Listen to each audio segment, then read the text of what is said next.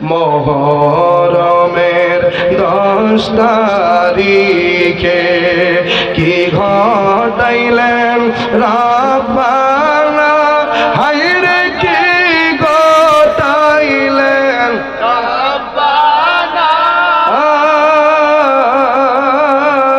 কলিজার ফাটিয়া যাই গো শুনিলে তার ঘটনা কলিজার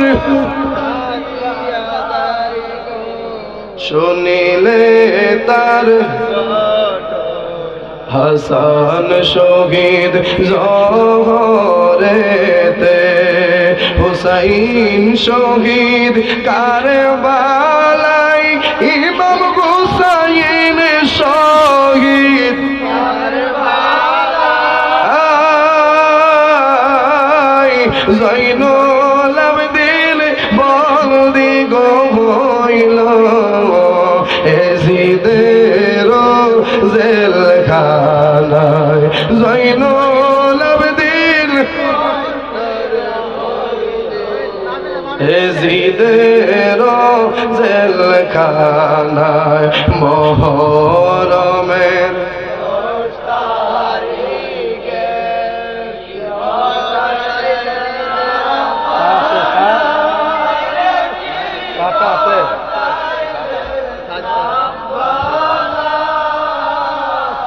কলিজার ফাটিয়া যাই গো শুনিলে তার ঘটনা কলিজার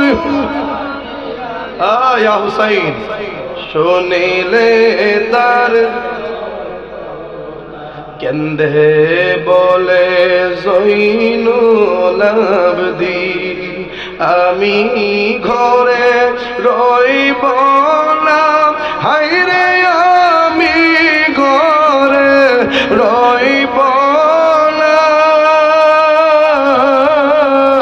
পানির পিপাসায় শহীদ বংশ আমার প্রাণে সহে না মুহররমের কি ঘটাইলেন হায়রে কি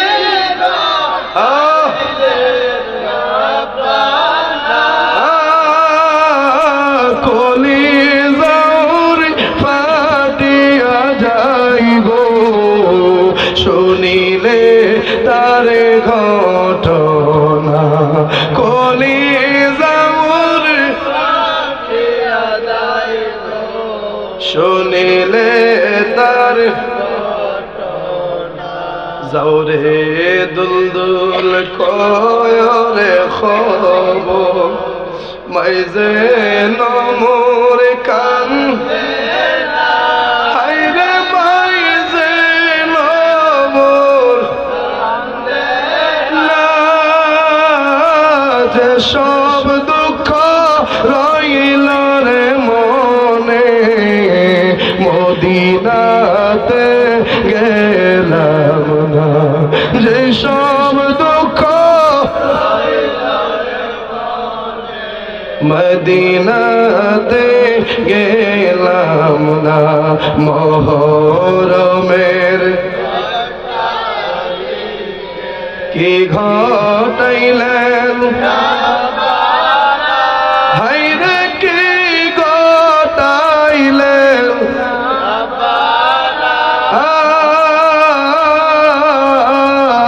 কলিজার ফাটিয়া যাই গো শুনিলে তার ঘটনা কলিজার শুনিলে আমার গুনিয়াউকের বাবারা, ও আমার আশিকের রাসূল ভাই বাবারা, এই মুহররমের কথা মনে হলেই তো দিলের মধ্যে একটা কষ্টের অনুভূতি হয়। মুহররমের কথা স্মরণ হইলেই ইয়াজিদ বাহিনীর প্রতি আমরা মনের ভিতরে একটা ঘুষাবার রাগ তৈরি হয়। ইমাম হুসাইনের প্রতি মহব্বত আমাদের সৃষ্টি হয়, ইমাম আলী আসগরের প্রতি মহব্বত সৃষ্টি হয়, ইমাম জয়নুল আবদিনের প্রতি মহব্বত সৃষ্টি হয়। কারণ এই মুহররমের সাথে, এই কারবালার সাথে মুসলমানের ঈমান জড়িত, মুসলমানদের আকীদা জড়িত। কারণ কারবালা হওয়ার পরে মুসলমান দুইটা ভাগে বিভক্ত হইয়া গেছে। কারবালার জমিনে যারা ইমাম হুসাইনের পক্ষে ছিল সবাই হুসাইনি মুসলমান হইয়া গেছে। কারবালার মধ্যে যারা ইয়াজিদের পক্ষে ছিল কিয়ামত পর্যন্ত তারা ইয়াজিদি মুসলমান হিসেবে পরিচিত। এবার আপনারা যারা বলছেন কোন আমরা হুসাইনি না ইয়াজিদি, যেরকম আমরা হুসাইনি না ইয়াজিদি, আমরা হাসানি ওয়াল হুসাইনি, হাসানি ওয়াল হুসাইনি। আর যারা ইয়াজিদ বাহিনী এরা হুসাইনের সহ্যই করতে পারে না। তো ইয়াজিদ আর হুসাইনের মধ্যে এটা রাজনীতির দ্বন্দ্ব আছে। কেন ইয়াজিদরও দোষাইন যেত না, হুসাইনরও দোষাইন যেত না, এই দুজন মানই। আরো জোরে কর। হুসাইনরে দোষী বলা আর আমার নবীরে দোষী বলার মধ্যে কোনো পার্থক্য, আর হুসাইনরে ভালোবাসা আমার নবীরে ভালোবাসার মধ্যে কোনো পার্থক্য। এটা মনে রাখবেন সব সময়। হুসাইন খুশি তো আমার নবী খুশি। আমার মুসলমান বাবারা, ও আমার আশিকের রাসূল ভাই বাবারা, আহলে বায়াতের প্রেমিকারা, মনোযোগ দেন, ভালোবাসা দেন। আমি মূল আলোচনার দিকে ঢুকে যাচ্ছি। আমার নবী হাদিসে মুবারকের মধ্যে বলেন, আল হাসান ওয়াল হুসাইনু সাইয়্যিদা শাবাবি আহলিল জান্নাহ। আমার হাসান, আমার হুসাইন এই দুইজন হলো জান্নাতের সমস্ত যুবকদের সরদার। আমার হুসাইন, আমার হাসান এই দুইজন জান্নাতের যুবকদের সরদার হবে। আল হাসান ওয়াল হুসাইনু ইসমানি মিন আহলিল জান্নাহ। হাসান আর হুসাইন এই দুইটা নাম হচ্ছে জান্নাতি নাম। এই পৃথিবীর জমিনে মা ফাতেমার দুইজন সন্তান হাসান আর হুসাইন, এই দুইজনের নাম রাখার আগে এই পৃথিবীতে হাসান আর হুসাইন নামে কোনো নাম ছিল না। আমার নবী সরাসরি জান্নাত থেকে হাসান নাম এনে ইমাম হাসানের নাম রাখলেন। আমার নবী সরাসরি জান্নাত থেকে হযরতে হুসাইন নাম এনে ইমাম হুসাইনের নাম রাখলেন। দুটোটা নাম আমার নবী জান্নাত থেকে এনেছেন। এই জন্য নবী কয় হাসান নামটা হচ্ছে জান্নাতি, হুসাইন নামটা হচ্ছে জান্নাতি। আমার হাসানও জান্নাতি, আমার হুসাইনও জান্নাতি। এই জন্য তাদেরকে যারা ভালোবাসবে তারা জান্নাতি হবে, তাদেরকে যারা তাদের সাথে যারা দুশমনি করবে তারা জাহান্নামে যাবে। শুধু তাই নয় রে বাবা, হাসান হুসাইনের ব্যাপারে আমার নবী রাহমাতুল লিল আলামিন কয়, একদিন আমার হাসানরে না দেখলে আমি নবী থাকতে পারি না, একদিন আমার হুসাইনরে না দেখলে আমি নবী থাকতে পারি না। হাসান হুসাইন এই দুই ভাইয়ের মধ্যে ইমাম হাসান ছিলেন একটু শান্ত মেজাজের, ইমাম হুসাইন রাদিয়াল্লাহু তাআলা আন তিনি ছিলেন একটু গরম মেজাজের, মানে সব সময় তিনি জালালি হালতে থাকতেন। ইমাম হাসান একটু নরম মেজাজের ছিলেন, কারণ বাপের বড় সন্তান যিনি হয় উনি একটু নম্র হয়, উনি একটু ভদ্র হয়, একটু সহ্য ক্ষমতা বেশি থাকে। কারণ বাপ মারা যাওয়ার পরে সংসারের ভাড়াবার বড় ভাইয়ের কাঁধে পড়ে। এই জন্য আমার আল্লাহ তাআলা বাপের বড় সন্তানটারে একটু বুঝনাদার বানায়, বাপের বড় সন্তানটারে একটু ধৈর্য শক্তি দিয়ে আল্লাহ বানায়, যেন সংসারটারে সে টানতে পারে। ওরে আমার আশিক রাসূল বাবারা, নবীর নাতি হযরত ইমাম হাসান তিনি একটু শান্ত মেজাজের ছিলেন, একটু বুঝনাদার ছিলেন। কিন্তু ইমাম হুসাইন রাদিয়াল্লাহু তাআলা তিনি একটু গরম মেজাজের ছিলেন, অল্পতেই তিনি মেজাজ গরম করে ফেলতেন। কিন্তু বাবা হকের জন্য ইমাম হাসানও ছিলেন গরম, হুসাইনও ছিলেন গরম। ইমাম হাসান, ইমাম হুসাইন রাদিয়াল্লাহু তাআলা এই দুই ভাইরে আমার নবী কতটা ভালোবাসে, এই দুই ভাইরে আমার নবী কতটা মহব্বত করে।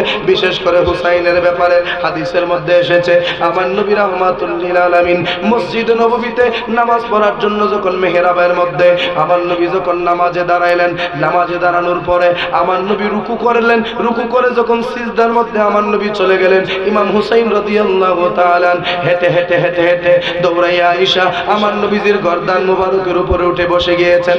আমার নবীজি ইমাম হুসাইনকে গর্দান থেকে নামাতে চাইলেন। আমার আল্লাহ গায়েব থেকে আওয়াজ দিয়া ডাক দিয়া কয়, ইয়া রাসূলুল্লাহ, নবী গো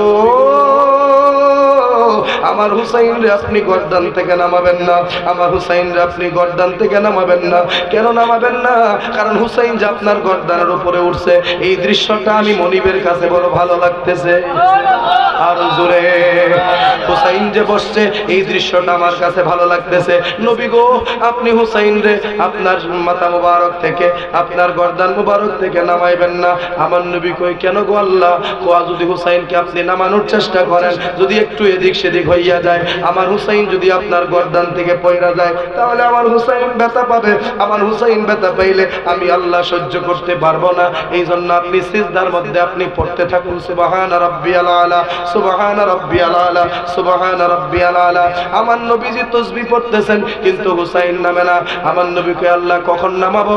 আল্লাহ ডাক দেয়া কই, যখন হুসাইন নিজে থেকে নামবে। আমার নবী সিজদা লম্বা করতে থাকলেন, সিজদা লম্বা করতে থাকলেন, লম্বা করতে করতে করতে করতে ৭১ বার আমার নবী পড়লেন সুবহান রাব্বিয়াল আলা। ৭১ বার সুবহান রাব্বিয়াল আলা বলার পরে ইমাম হুসাইন আমার নবীজির গর্দান মুবারক থেকে জমিনের মধ্যে নামলেন। তখন আমার নবীজি সিজদা থেকে মাথা মুবারক উঠাইলেন। এবার আপনারা একটু কন্ত দেখি, আমরা নাতি নাতন যদি আমরার কালের উপরে উঠে বৈশা থাকে, যতই মায়া করেন, যতই মহব্বত করেন, ৭০ বার ৭১ বার সুবহান রাব্বিয়াল আলা পড়বার ধৈর্য আল্লাহ আমরারে দিছে না? কথা ঠিক কিনা কন? আমরা তো নামাজের মধ্যে থেকে ২-৩টা সর মারু, কথা ঠিক কিনা? আমরা তো এতটা নায়নাতুনরে মহব্বত করতে পারি না, কিন্তু বাবারে আমরা নায়নাতুন যদি আমরার কুলে উইটা যায়, তারারে লয়া নামাজ পড়া যাবে না। কিন্তু হুসাইন যদি কুলে, কেন হুসাইন যদি নবীজির আঁচ জড়ায়া দইরাও থাকে, আমার নবী নামাজ পড়লেও নামাজের কোনো ক্ষতি হবে না। কারণ হুসাইন এমন একজন হুসাইন যিনি স্বয়ং নামাজের অংশ।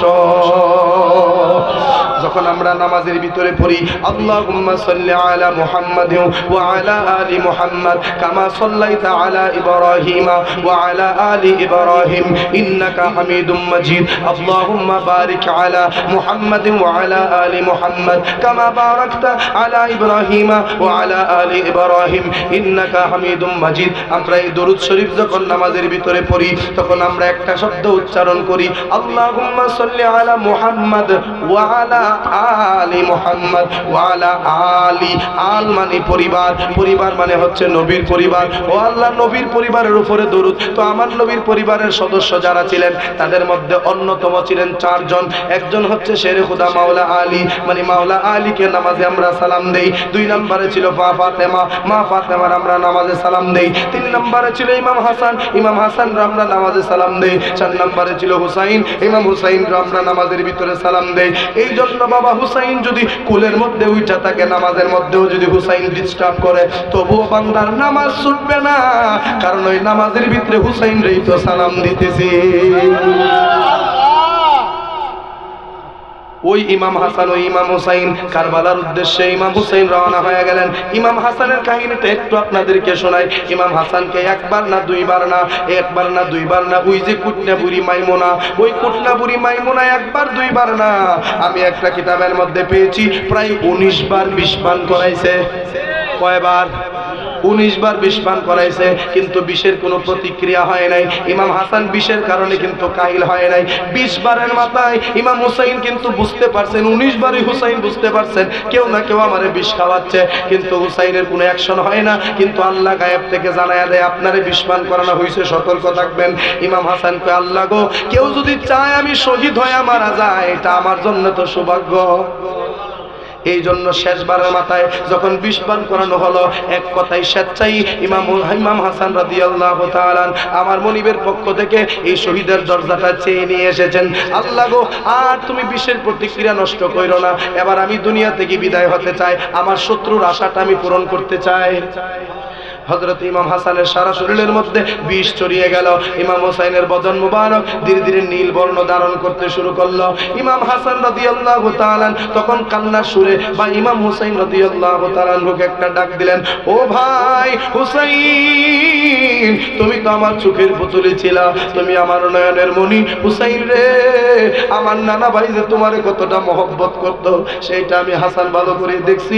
আমার আব্বাজান তোমারে কতটা মহব্বত করতো, সেইটা আমি হাসান দেখেছি। আমার আম্মা জান ফাতেমা তোমারে কতটা মহব্বত করত সেইটাও আমি দেখেছি রে হুসাইন। আমি হাসানের চাইতে তুমি হুসাইনরে বেশি মায়া করত। আজকে আমি হাসান বিদায় হয়ে যাচ্ছি, ও ভাই হুসাইন বিদায় মুহূর্তে আমি একটু তোমার দর্শন চাই, আমি একটু তোমার দিদার চাই। যখন ইমাম হাসান এই বিষয় প্রতিক্রিয়ায় ইমাম হুসাইনকে মহব্বতে একটা ডাক দিলেন, ইমাম হুসাইন দৌড়াইয়া ইমাম হাসান রাদিয়াল্লাহু তাআলা আনহুর কাছে চলে আসলেন। আয়েশা ডাক দেখো ভাইজান, ও ভাইজান কি হলো গো আপনার, আপনি কেন এমন করতেছেন? ইমাম হাসান ডাক দিয়া করে, ভাই হুসাইন আমারে কে যেন জহর পান করাইছে, আমারে কে যেন বিষ পান করাইছে, বিষের প্রতিক্রিয়ায় হয়তো আমি আর কিছুক্ষণ দুনিয়াতে আছি, এরপরই দুনিয়া থেকে বিদায় হইয়া যাব। ইমাম হাসানের জবান থেকে এই কথা শোনার পরে ইমাম হুসাইন রাদিয়াল্লাহু তাআলা এমন ভাবে কান্নায় ভেঙে পড়লেন। ডাক দিয়া কো ভাই রে, তুমি ভাই হাসান যদি আমারে ছাইরা চইলা যাও, আমি হুসাইন তো চিরজীবনের জন্য একা হয়ে গেলাম। এই জগতে আমার মাও রইল না, এই জগতে আমার বাবাও রইল না, এই জগতে আমার আপন রক্তের বড় ভাই, যেই ভাই তোমার একটা নজর না দেখলে আমি হুসাইনের ভালো লাগতো না। তুমি হাসান আমার জন্য ছিলা রুদ্রের মধ্যে যে এরকম বটগাছের নিচে দাঁড়াইলে যে এরকম কোন রুদ্রের তাপ লাগে না, তুমি ভাই হাসান আমার জন্য সেই রকম ছিলা। যতদিন জীবিত ছিলা গো ভাই, আমার গায়ে কোনো আঘাত লাগতে দেও নাই, আমার শরীরে কোনো আঘাত লাগতে দেও নাই। আজকে তুমি আমাকে ছেড়ে দুনিয়া থেকে চলে যাচ্ছ, এই সুখ আমি কিভাবে সইব? ইমাম হাসান ডাক দেখো ভাই রে, একদিন তো সবাই দুনিয়া থেকে চলে যাইতে হবে। আমি আল্লাহর দরবারে শুকরিয়া আদায় করি, আমার আল্লাহ যে আমার জালিমের হাতে শহীদের মৃত্যু দান করেছে। ও ভাই হুসাইন তোমারে কয়েকটা ওসিয়ত করি, এজিদের সাথে লাগতে যাইও না, তারে তার মতো থাকতে দাও, তারে তার মতো থাকতে দাও, তুমি তার সাথে লাগতে যাইও না। যদি তোমার গায়ে সে স্বেচ্ছায় এসে আঘাত করে, ইমানের উপরে যদি আঘাত আসে, ধর্মের উপরে যদি আঘাত আসে, তুমি হুসাইন কখনো জীবনের পরোয়া করবা না, এজিদের বিপক্ষে জীবন দিয়ে দিবা। আমি হুসাইন তোমাকে, আমি হাসান তোমাকে ওয়াদা করায় গেলাম। জোরে কোন সুবহানাল্লাহ। ইমাম হুসাইনকে ইমাম হাসান ওয়াদা করাইলেন। ওয়াদা করানোর পরে ইমাম হুসাইন রাদিয়াল্লাহু তাআলা ইমাম হাসানকে বুকের মধ্যে জড়ায় কো ভাই রে, ও ভাই তুমি আমার আজকে জনমের মতো ছেড়ে চইলা যাইবা, আমি একেবারেই একা হইয়া গেলাম। এতদিন তুমি জীবিত ছিলা, আমার তেমন কোনো টেনশন ছিল না রে ভাই। ও ভাই তুমি চইলা যাইতেছো, তোমার কাছে একটাই দাবি, একটাই দাবি, একটাই দাবি, আমি হুসাইনের পক্ষ থেকে সালাম খানা আমার নানা ভাইয়ের কাছে পৌঁছায়া দিও। আর জোরে কন্যা সুবহানাল্লাহ। আকাশ কান্দে বাতাসে কান্দে, কান্দে দরিয়ার পানি,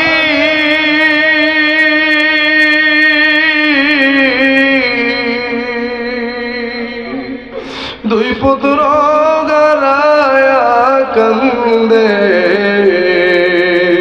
ফাতেমা জননী রে, ভাইরে আমার সোনার চন্দ্রমণি, ও ভাই কোহে একবার শুনি,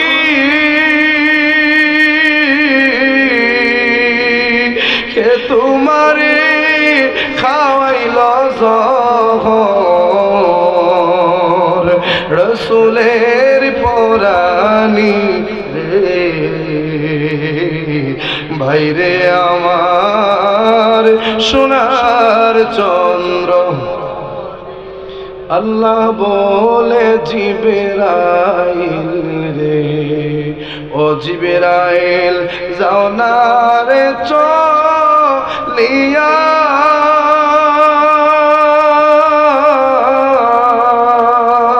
সত্তর হাজার ফেরেশতায়ানো জানাজার লাগিয়া রে, ভাইরে আমার সোনার চন্দ্রমণি, ও ভাই কোহে একবার শুনি, কে তোমারে খাওয়াইল জহর, রসুলের পরানি রে ভাইরে আমার সোনার চন্দ্রমণি। ইমাম হুসাইন কান্দে বড় ভাইরে, ও ভাই কেমনে যাও সারিয়া, আজকে থেকে গেলাম গয়ামি প্রিয় ভাই হারা হইয়া রে ভাইরে আমার সোনার চন্দ্র। মোহব্বতে কন্যা ও ভাই কবে একবার শুনি কে তোমারে খাওয়াইল জহর রসুলের পরানি রে ভাইরে আমার। হুসাইন ইমাম হাসানকে যারা এইভাবে কান্না করে, আবার গুনিয়াউকের বাবারা এইভাবে যখন কান্না শুরু করে দিল, ইমাম হাসান ডাক দেখো ভাই হুসাইন তুমি কান্না করবা না, আজকে থেকে তোমাকে শক্ত হওয়া লাগবে, আজকে থেকে তোমাকে আমার নানা ভাইয়ের দিন প্রতিষ্ঠার জন্য জীবন উৎসর্গ করার জন্য সবসময় প্রস্তুত থাকা লাগবে। অনেক ঘটনা মাঝখানে ঘটে গেল রে বাবা। ইমাম হাসান শহীদ হলেন, ইমাম হুসাইনের কাছে একটা দুইটা করে চিঠি আসতে লাগলো, আস্তে আস্তে 65টা মতান্তরে 1200 চিঠি আসলো। অনেক কাহিনী মাঝখানে ঘটে গেছে বাবা, সব কাহিনী আমি ছেড়ে দিলাম। ইমাম হুসাইন সর্বশেষ কারবালার উদ্দেশ্যে রওনা হয়ে গেলেন। কি উদ্দেশ্যে? কারবালার উদ্দেশ্যে রওনা হয়ে গেলেন। ওনার সাথে মোট 83 জনের কাফেলা। এর মধ্যে 6 মাসের শিশু আলী আসগর আছেন, ওনার নিজের বোন জয়নব আছেন, ওনার নিজের বিবি শহরবানু আছেন, ওনার নিজের সন্তান সকিনা আছে, ওনার নিজের ভাতিজা ইমাম কাসেম আছেন, ইমাম আব্বাস আছেন, ইমাম আলী আকবর আছেন। এইরকম প্রায় 83 জনের কাফেলা লইয়া তিনি কারবালার উদ্দেশ্যে রওনা হয়ে গেলেন রে বাবা। কারবালার উদ্দেশ্যে রওনা হইয়া তিনি তো মূলত রওনা দিয়েছিলেন কুফার উদ্দেশ্যে, কিন্তু ভুল ক্রমে চলে গিয়েছিলেন কারবালায়। আল্লাহ যে কোনো মারফতে ওনারে কারবালায় নিত, এইটাই ছিল আমার আল্লাহর ইচ্ছা। কথা ঠিক না বেঠিক? ইমাম হুসাইন রাদিয়াল্লাহু তাআলা আনহু ঘোড়ার উপরে সওয়ার হলেন, ওনার বোনও ঘোড়ার উপরে সওয়ার হলেন, যাইতে লাগলেন ওই কুফার রাস্তা ভুলে। তিনি যখন কারবালার উদ্দেশ্যে রওনা হয়ে গেলেন, নির্জন একটা জায়গা, যেই জায়গায় যাওয়ার পরে হযরতে ইমাম হুসাইন রাদিয়াল্লাহু তাআলা আনহুর বোন মানে জয়নব, বিবি জয়নব ইমাম হুসাইনকে ডাক দেয়া বলতেছে, ও ভাই হুসাইন, মদিনা থেকে এত জায়গা আসলাম, কিন্তু কোন জায়গায় মনের মধ্যে একটু খালিও ভয় লাগলো না। মদিনা থেকে এই পর্যন্ত আসলাম, কোন জায়গায় মনের মধ্যে কোনো কষ্ট লাগলো না বা ভয় লাগলো না, কিন্তু এইটা কোন জায়গা রে ভাই, যেই জায়গায় আসার পরে আমার মনটার মধ্যে যেন কেমন কেমন করতেছে। ভাই বোনের প্রতি যে একটা টান, বোন ভাইয়ের প্রতি যে একটা টান থাকে, সেইটা বোনের বাড়িতে দাওয়াতে গেলেই বোঝা যায়। বইনে কি খাওয়াইবো না খাওয়াইবো পাগল হইয়া যায়। ভাইয়ের কষ্ট বোনে সহ্য করতে পারে না, কিন্তু ওই ভাই বোনের হক বোনরে বুঝাইয়া দেয় না। কথা ঠিক কিনা কোন? বোন ভাইরে সবচেয়ে বেশি মহব্বত করে। জয়নবের ডাক দেখো, হুসাইন এইটা কোন জায়গা রে হুসাইন? এমন একটা জায়গায় আসলাম, মনে হয় আমার দিলের ভিতরে যে ভয় কাজ করতেছে, আমার দিলের ভিতরে যে কেমন যেন ভয় লাগতেছে। ইমাম হুসাইন ডাক দেখো, বোন রে আমি নিজেও জানি না জায়গাটা কোন জায়গা, চলো একটু সামনের দিকে আগাই। কয়েকটা কদম সামনে বাড়ার পরে ইমাম হুসাইন লক্ষ্য করলেন ওনার ঘোড়ার যে দুলদুল, এই ওনার ঘোড়ার নাম ছিল দুলদুল, ওই দুলদুলের সামনের দুইটা পা জমিনের দিকে ঢুকে গেছে, পিছনের পা গুলি জমিনের দিকে ঢুকতে শুরু করে দিয়েছে। ইমাম হুসাইন ডাক দেখো, জয়নব রে, ও জয়নব, ঘোড়া থেকে একটু নামো রে বোন। ঘোড়া থেকে নামার পরে ইমাম হুসাইন ওনার ঘোড়াটা জয়নব রে দেখায় কয়, ও জয়নব, ও আমার বোন শোনো, আমার ঘোড়ার সামনের দুইটা পা জমিনের মধ্যে দেবে গেছে, পিছনের পা দুইটাও জমিনের দিকে দাবিত হওয়া শুরু করে দিয়েছে গো বোন। ও বোন, তুমি জানোনি এইটার একটা ভবিষ্যৎবাণী আছে? আমার নানা ভাই যখন জীবিত ছিলেন, আমার নানা ভাই আমি হুসাইন রে বলছিলেন, হুসাইন তুমি কারবালার এমন এক জায়গায় শহীদ হইবারে হুসাইন, যেই জায়গার মধ্যে তোমার ঘোড়ার পা জমিনের নিচে ঢুকে যাবে, যেই জায়গায় গাছের মধ্যে কূপ দিলে গাছ থেকে রক্ত বের হবে, যেই জায়গায় জমিনের মধ্যে আঘাত করলে জমিন থেকে রক্ত বের হবে, এমন একটা জায়গায় তুমি হুসাইন শহীদ হইবা। ও বোন হুসাইন, তুমি বললা এখানে, ও বোন জয়নব তুমি বললা এখানে আসার পরে তোমার মনের মধ্যে ভয় লাগতেছে।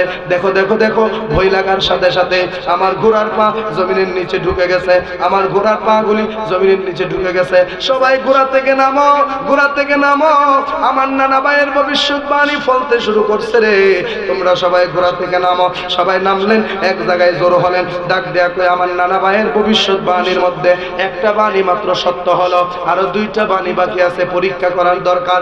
একটা কাজ করো, আজকে আর সামনের দিকে বাড়বো না, এই জায়গার মধ্যেই তাবু গাড়ো, এই জায়গার মধ্যে আমরা আজকে রাত্রটা কাটাবো, এই জায়গার মধ্যে আমরা আজকে থাকবো। তখন সবাইরা যখন অনুমতি দেওয়া হলো, সবাই যখন যার যার তাবু টানানোর জন্য মাটির মধ্যে পেরেক মারতে শুরু করে দিয়েছে।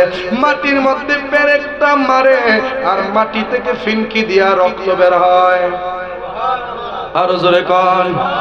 মাটিতে আঘাত করলে খুঁড়া গাঁটতেছে, কিন্তু খুঁড়া গাঁটতে পারে না, রক্ত বের হয়। তখন সবাই দৌড়াইয়া হুসাইনের কাছে এসে ডাক দেয়া কই হুসাইন, ও হুসাইন এইটা কোন জায়গা গো? এই জায়গার মধ্যে জমিনে আঘাত করলে রক্ত বের হয়। হুসাইন কই বোন জয়নব রে, দুইটা লক্ষণ প্রকাশ পাইয়া গেল, আর একটা আলামত বাকি, ওই আলামতটা একটু চেক করে দেখি। ইমাম হুসাইন নিজে গেলেন গাছ থেকে ডাল কাটার জন্য, যে লাকড়ি বাকড়ির দরকার আছে, গাছ থেকে ডাল কাটার জন্য যখন ডালের মধ্যে কোপ দেয়, স্বাভাবিকভাবে গাছের ডাল থেকে কষ বের হওয়াটা স্বাভাবিক, কিন্তু বাবা গাছের মধ্যে কূপ দিতে দেরি, কাটা জায়গা থেকে রক্ত বের হতে দেরি না। আরো জোরে কোন। গাছ থেকে রক্ত বের হয়, জমিন থেকে রক্ত বের হয়, ঘোড়ার পা জমিনে ঢুকে যায়, মনের মধ্যে ভয় ভয় লাগে। এই সব মিলায়া হুসাইন জয়নবরে ডাক দেয়া কই জয়নব, এই জায়গা থেকে তোমার ভাই হুসাইন আর একটা কদম এদিক সেদিক যেতে পারবে না।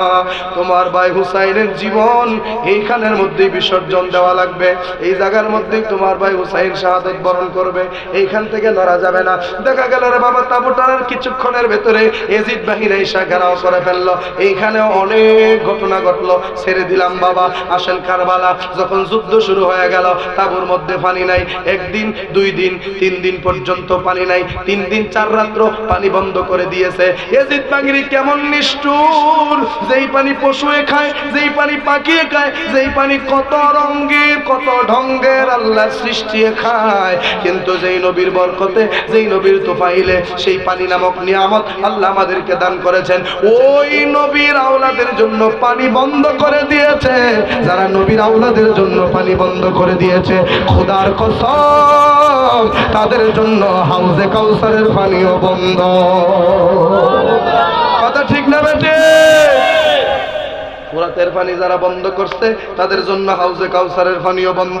এই জন্য ইয়াজিদ বাহিনীদেরকে তাদেরকে জান্নাতি বলা যাবে না, সবকটা জাহান্নামী। ইমাম হুসাইন রাদিয়াল্লাহু তাআলা আন 3 দিন সেইখানে অবস্থান করলেন, কোন রকম পানির তৃষ্ণা সহ্য করে থাকলেন। কিন্তু বাবা শেষ মুহূর্তে যখন 10 মুহররম চলে আসলো, শুক্রবার 10 মুহররম চলে আসার পর ঘরের ভিতর থেকে, তাঁবুর ভিতর থেকে শহর বানু বের হয়ে আসলেন। আয়েশা ডাক দেয়া কই স্বামী গো, ও আমার স্বামী, একটা অনুরোধ করব আপনার কাছে।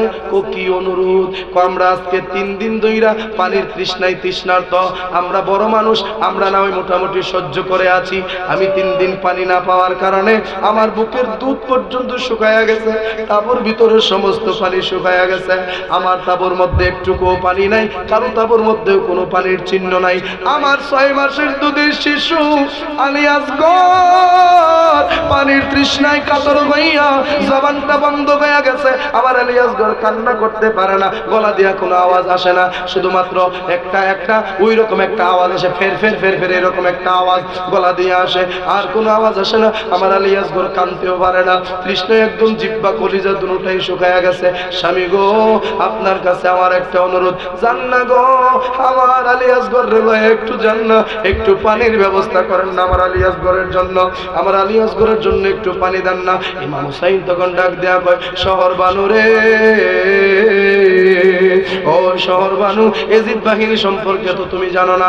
এজিদ বাহিনী এমন নিষ্ঠুর প্রকৃতির, এজিদ বাহিনীর মন এমন নিষ্ঠুর, তারা পশুরে পানি খাইতে দেয়, পাখিরে পানি খাইতে দেয়, কিন্তু আমরারে দেয় না। আলিয়াসগর তো নবীর পরিবারের সদস্য, তারেও পানি দেবে না। তখন শহর বানু ডাক দেখো, স্বামী গো, আপনি এটা কি বলেন? আপনি না বড় মানুষ, আমি না বড় মানুষ, আমরা না যুদ্ধ করবো পানি খাইলে? আমার আলিয়াসগর তো পানি পান করলেও যুদ্ধ করতে পারবে না, আমার আলিয়াসগর পানি পান করলেও তরবারি হাতে হাতের মধ্যে নিতে পারবে না। আপনি যান, আমার বিশ্বাস আমার আলী আসগরের অন্তত একটু পানি তারা দিবে। হুসাইন কই শহর বানরে, তুমি মহিলা মানুষ, আবেগে তুমি বলতেছো, কিন্তু বিবেক দিয়ে চিন্তা করলে তারা পানি দিবে না। শহর বানর অনুরোধ আর ফেলতে পারলেন না। হুসাইন আলী আসগরকে কুলের মধ্যে লইয়া দুলদুলের উপরে সাওয়ার হলেন। দুলদুলের উপরে সাওয়ার হইয়া তিনি ফুরাতের দিকে রওনা হয়ে গেলেন। ইয়াজিদ বাহিনী দূর থেকে প্রস্তুতি নিয়ে রাখলো, যেই পানি নেওয়ার জন্য আসবে তারা তীর মারবে দূর থেকে। হুসাইন পানি আনার জন্য যখন গেলেন, যাই ইয়াজিদ বাহিনীর উদ্দেশ্য করে বলতেছে, ওরে ইয়াজিদ বাহিনী, আমি যুদ্ধ করার জন্য আসি নাই, মারামারি করার জন্য আসি নাই। এই মুহূর্তে আমি আসছি, আমার আলী আসগরের জিহ্বাটা শুকায়া গেছে, আমার আলী আসগরের কলিজাটা শুকায়া গেছে, একটু পানি তার জন্য তোমরা দিতে পারবা কিনা? ইয়াজিদ বাহিনী কয়, না না না না, কারো জন্য কোনো পানির ব্যবস্থা নাই। ইয়াজিদের নির্দেশ, সব কিছু বন্ধ করে দেওয়া হয়েছে, কাউকে কোনো পানি দেওয়া যাবে না। হুসাইন ডাক দেয়া কই, তোমরা হয়তো ভাবতেছো আমার সন্তানকে পানি খাওয়াইতে গিয়া আমি নিজে একটু পানি আবার পান কইরা ফেলি। তোমরা আমি ওয়াদা দিলাম, কথা দিলাম, আমি এক ফোঁটা পানিও আমার জবান দিয়া ঢুকাবো না। যদি তোমরা বিশ্বাস না হয়, আমার 6 মাসের শিশুটারে তোমরার কোলে নাও, তোমরার কোলে নিয়া একটু পানি আমার সন্তানটার জিহ্বাটাই দিয়া আমার আলী আসগরের জীবনটা একটু বাঁচাইয়া দাও। এটা তোমাদের কাছে অনুরোধ, কারণ আলী আসগর যদি পানি পান করেও তোমরার বিরুদ্ধে তো তরবারি ধরবে না, তোমরার বিরুদ্ধে অবস্থান করবে না, অন্তত এই নিষ্পাপ জীবনটা তুমি বাঁচাইয়া দাও, তোমরা বাঁচাইয়া দাও। ইয়াজিদ বাহিনী ডাক দেখো, হুসাইন আলী আসগরকেও পানি দেওয়া যাবে না। হঠাৎ করে ইয়াজিদ বাহিনীর মধ্য থেকে আরেকটা দুষ্ট লম্পট আইসা কয়, আরে হুসাইন, তোমার সন্তানরে আমি পানি দিতে পারি যদি একটু হাসাইতে পারো। আল্লাহু আকবার কোন। মানে কেমন কেমন ব্যবহার নবীর পরিবারের সাথে দেখেন ইয়াজিদ বাহিনীর, যেই সময় কলজা পাইটা যায় ওই সময় হাসি দেখতে চাই। নাউজুবিল্লাহ। এক দস্যু, এক বেঈমান আইসা কয়, ওরে হুসাইন, তোমার ছেলের যে চেহারাটা দেখা যায়, এই চেহারাটা তো সাধারণ কোনো চেহারা নয় রে হুসাইন, যেই চেহারাটা দেখলে নবীজির চেহারার মতো মনে হয়। আরো জোরে কম। ইমাম হাসান রাদিয়াল্লাহু তাআলা আমার নবীর বডি মুবারকের কমর থেকে নিচটা পেয়েছিলেন, আর ইমাম হুসাইন আমার নবীর কমর থেকে উপরটা পেয়েছিলেন। মানে হাসান আর হুসাইন একসাথে দাঁড়াইলে বোঝা গেছে আমার নবী হারুন ছিলেন। আর ইমাম হুসাইনের ঘরের যে সন্তান আলী আসগর, ওই আলী আসগরের দিকে তাকাইলে আমার নবীর চেহারা মনে হয় ভাসতেছে। এইরকম একটা চেহারা নবীর পরিবারের মানুষ আসলেই বড় সুন্দর হয়। আরো জোরে কম। আলী আসগরকে একটু পানি দেওয়ার জন্য অনুরোধ করতেছে। ইয়াজিদ বাহিনী কয়, যদি একটু হাসাইতে পারো তাহলে তোমার সন্তানের জন্য দেখি পানি দেওয়া যায় কিনা। চেহারাটা নবীজির চেহারার মতো মনে হইতেছে, একটু হাসাও না। ইমাম হুসাইন কয়, মনে হয় আমার আলী আসগর যদি একটু হাসে রে, এক ফোঁটা পানি দিলে আমার আলী আসগরের জীবনটা বেঁচে যাবে। এই জন্য ইমাম হুসাইন কাতুকুতু দিচ্ছে, কিন্তু সন্তান হাসে না। অনেক চেষ্টা করার পরে রে আলী আসগর হাসতে পারে না, কলিজা শুকায়া গেছে, জিহ্বা শুকায়া গেছে, আলী আসগর হাসতে পারে না। ইমাম হুসাইনের চেষ্টার কারণে সামান্য একটু যখন হা করলো, সামান্য একটু হা করতে দেরি রে ইয়াজিদ বাহিনী এমন ভয়ঙ্কর ভাবে একটা তীর আলী আসগরের দিকে ছেড়ে দিল, যেই তীরটা আলী আসগরের গলার এই দিক দিয়ে ঢুকে ওই দিক দিয়ে বের হইয়া গেছে। আল্লাহু আকবার। আলী আসগরের গলার এই দিক দিয়ে ঢুকছে, ওই দিক দিয়ে বের হইয়া গেছে। আবার কোন কোন কিতাবের মধ্যে আসছে বুকের এই দিক দিয়ে ঢুকছে, পিঠের ওই দিক দিয়ে বের হইয়া গেছে। ইমাম হুসাইন রাদিয়াল্লাহু তাআলা আলী আসগরের এই দৃশ্য দেখার পরে ইমাম হুসাইন আর নিজের সামলাতে পারলেন না, ইমাম হুসাইন নিজের সামলাতে পারলেন না। এমন একটা আঘাত ইমাম হুসাইন খেয়েছেন যেটা কিছুক্ষণ পরে প্রমাণিত হবে বাবা। ইমাম হুসাইন আলী আসগরের দিকে যখন তাকাইলেন, দেখে রক্তগুলি ছিটকে ছিটকে পড়তেছে। ইমাম হুসাইনের পুরোটা সাদা পাঞ্জাবি একদম রক্তে লাল হইয়া গেছে। ডাক দিয়া কই, ওরে ইয়াজিদ বাহিনী, আমার 6 মাসের আলী আসগরে পর্যন্ত তোরা খাতির করলি না। সবার অপরাধ যদিও আমি ক্ষমা করে দিব, কিন্তু আলী আসগরের এই হত্যার অপরাধ আমি কোনোদিন ক্ষমা করব না। সবার জন্য হইতো, আমি চাইলে মাফ করে দিতে পারি, কিন্তু আমার আলী আসগরে যে তোরা মারছস, এই অপরাধ আমি ক্ষমা করব না। কারণ আমার আলী আসগরের তো কোনো ভুল ছিল না, আমার আলী আসগরের তো কোনো অন্যায় ছিল না, আমার আলী আসগরের তো কোনো গুনাহ ছিল না। পানি পান করলেও তো তোর বাড়ি ধরতো না, এরপরেও তোরা তাকে বাঁচতে দিলি না। এই বিচার আমি রাহমাতুল লিল আলামিনের দরবারে দেব। এই কথা বলে মনের কষ্টটা এজিদ বাহিনীদেরকে বলে। ইমাম হুসাইন যখন তাবুর উদ্দেশ্যে রওনা হলেন, ইমাম আলী আসগর ইমাম হুসাইনের কাঁধের মধ্যে এইরকম ভাবে ঘুমায় রইছে, কাঁধের মধ্যে এইরকম ভাবে ঘুমায় রইছে। ইমাম হুসাইন পিঠের মধ্যে এইরকম আস্তে করে এইরকম থপার থপ করতে করতে যখন তাবুর দিকে নিয়ে যাচ্ছেন, শহর বানু লাফ মাইরা ঘর থেকে বার হইয়া কইসলাম না আমার 6 মাসের আলী আসগরে দেখলে তারা পানি না দিয়া থাকতে পারবে না। কারণ এত মায়া দিয়া এত সুন্দর দিয়া আমার আলী আসগরে আল্লাহ বানাইছে, পাথরের মন পর্যন্ত গলে যায়। ইমাম হুসাইন ডাক দেখো, শহর বানু তুমি হয়তো জানো না, কি জানবো, আমার আলী আসগর পানি খাইছে দেখেই তো কত সুন্দর বাবার কোলে ঘুমিয়ে গেছে। মহিলার একটু আবেগী হয় সব সময়, আমার আলী আসগর পানি পান করছে বলেই তো বাবার কাঁধের মধ্যে কত সুন্দর ঘুমায়া গেছে। এই কথা বলার পরে ইমাম হুসাইন রাদিয়াল্লাহু তাআলা আনহু যখন ওনার কাঁধ থেকে আলী আসগরকে এইরকম বের করে শহর বানুর সামনে যখন তুলে ধরলেন, শহর বানু আলী আসগরের চেহারা দেখে মন তারে মানাইতে পারে না। আল্লাহু আকবার, ডাক দেখো আল্লাহ তোমার কাছে বিচার, আমার 6 মাসের আলী আসগর কি এমন অন্যায় করছিল, কি এমন অপরাধ করছিল, তারে পর্যন্ত এজিদ বাগিরিরা খাতির করলো না, আমার আলী আসগরেও তারা বাঁচতে দিল না। আল্লাহ গো তোমার কাছে আমার আলী আসগরের প্রত্যেকটা রক্তের ফোঁটার বদলা চাই। আরো জোরে কোন। মাঝখানে আরেকটা ঘটনা ঘটছে, ইমাম হুসাইন যখন আলী আসগরকে কোলের মধ্যে লইয়া যখন তাবুর দিকে আসতেছিলেন, ঘর থেকে শহর বানু বের হলেন, হইয়া হুসাইন রে দেখা ভয়ে আবার দৌড় দিয়া ঘরে ঢুকে গেছিলেন। সুবহানাল্লাহ। ভয়ে কেন ঢুকছে এটার কারণ আছে। ভয়ে ইমাম হুসাইন রাদিয়াল্লাহু তাআলা আনহুকে দেখে ওনার বিবি শহর বানু ভয়ে আবার তাবুর ভিতরে দৌড় মাইরা ঢুকে গিয়েছিলেন। হুসাইন ডাক দেখে, শহর বানু তুমি আবার কেন ঘরে ঢুকে গেলা? হুসাইনের কথা শুনে শহর বানু কয়, আপনি কে? আপনি কে? শহর বানুর এই কথা শুনে হুসাইন তোবা, শহর বানু তুমি কি আমাকে চিনো না? না আমি তো আপনাকে চিনি না। আরে বলো কি তুমি, আমি তোমার স্বামী হুসাইন। না না না না, আপনি আমার স্বামী হুসাইন হতে পারেন না, কারণ কিছুক্ষণ আগে আপনি আমার কাছ থেকে আমার সন্তান আলী আসগরে লইয়া গেছিলেন, তখন আপনার চুল আর দাড়ি সব ছিল কালা, আর এই কয়েক মিনিটের ভিতরে চুল দাড়ি সব দিয়ে সাদা হয়ে গেছে। আরো জোরে কোন। কারণ আলী আসগরের বুকটার মধ্যে যখন তীরটা লাগছে, যেই আঘাতটা হুসাইন বুকের মধ্যে খাইছে, মানে সন্তানের বুকে লাগছে, মানে বাপের বুকে লাগছে না, ইমাম হুসাইনের বুকটার মধ্যে তীরটা লাগতে দেরি, হুসাইন 1 সেকেন্ডের ভিতরে সবকটা চুলদারি বাইকে গেছে। মানে এতটা চাপ, এতটা মানসিকভাবে তিনি চাপ খাইছিলেন যে একসাথে সব চুলদারি বাইকে গেছে। মানে মুহূর্তের ভিতরে উনি জোয়ান থেকে বৃদ্ধ হয়ে গেলেন। সুবহানাল্লাহ বলেন। এই যে আমার মুরব্বী হুজুর, এই যে আমার মুরব্বী বাজান যাদের দাড়ি ফাইটকে গেছে, যদি উনারা সংসারের চাপের মধ্যে না থাকতো, উনার জীবনে যদি টেনশন না থাকতো, একটা দাড়িও ফাঁকলো না। কথা ঠিক কিনা? অনেক জোয়ান ফোলাবান্তের চুল ফাইটকে গেছে, অনেক জোয়ান ফোলাবান্তের দাড়ি ফাইটকে গেছে। যদি কই কেউ বয়স কত কয় 21, আমি 21 বছর বয়সে চুল দাড়ি ফাইটকে গেলে ব্যাপারটা কি? কোনা হুজুরিটা বয়সে ফাঁকছে না, তো বাওয়ে ফাঁকছে। বাওয়ে ফাঁকে নাই রে, টেনশনে ফাঁকছে। ইমাম আলী আসগরকে শহীদ করে দিল, শহর বানু সেটা সহ্য করতে পারলেন না, আলী আসগরকে কুলের মধ্যে লইয়া চিৎকার একটা দিয়া ডাক দেখে আল্লাহ, জবান খুলে কোন আল্লাহ, আল্লাহ গো তোমার দরবারে ফরিয়াদ, এজিদ বাহিনী যারা আমার আলী আসগরের সাথে দুশমনিটা করলো, তুমি তাদেরকে ছাড়বা না।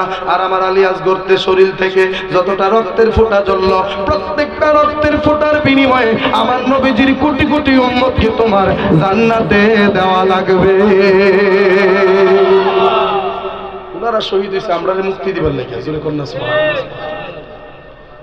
এইরকম ইমাম কাসেম শহীদ হলেন, ইমাম আলী আকবর শহীদ হলেন, ইমাম আব্বাস শহীদ হলেন। ইমাম আব্বাসের কাহিনীটা আরো মর্মান্তিক। ওনার দুইটা হাত কেটে দেওয়া হলো, দুইটা পা কেটে দেওয়া হলো, ওনার একটা চোখ তুলে ফেলা হলো, একটা চোখের রক্ত দিয়ে আরেকটা চোখ একদম অন্ধ হয়ে গেছে, দেখতে পারে না। সর্বশেষ উনি পানির লুটাটা কামড় দিয়ে দাঁত দিয়ে ধরলেন। বেঈমান একটা তীর মারছে, ওনার পানির মশকটা ছিদ্র হয়ে গেছে, শু শু করে পানি পড়তে শুরু করছে। তখন ইমাম হুসাইন ডাক দেয়া কয়, আকা, ও আমার আকা, ও আমার মাওলা। সুবহানাল্লাহ। ইমাম হুসাইন জীবনে উনি ভাই ডাকছে, সবসময় ডাকছে আকা, সবসময় ডাকছে মাওলা। সুবহানাল্লাহ। মাওলা, ও আমার আকা, কোথায় গো আপনি? আপনার আব্বাস বড় বিপদে পড়ে গেছে।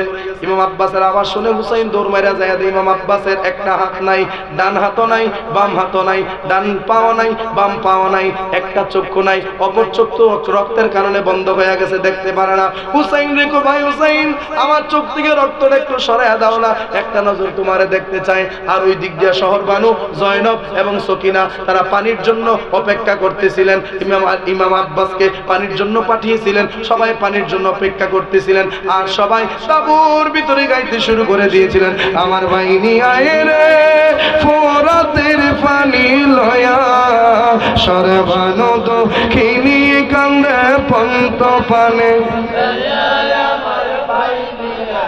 রে, আমার ভাইনি আয়ে রে ফোরাতের পানি লয়া, সরবানো দক্ষিণী কান্দে সায়াই আমার রে। আল্লাহ মাও নাই রে, বাপ নাই রে, ছিল জুরের ভাই, সে যে একটু পানি আনতে ফোরাত নদী যায়। আল্লাহ মাও নাই রে ভাই, সে যে একটু পানি আনতে ফোরাত। আই বেলা গেল সন্ধ্যা গেল, আইল না ফি, বেলা গেল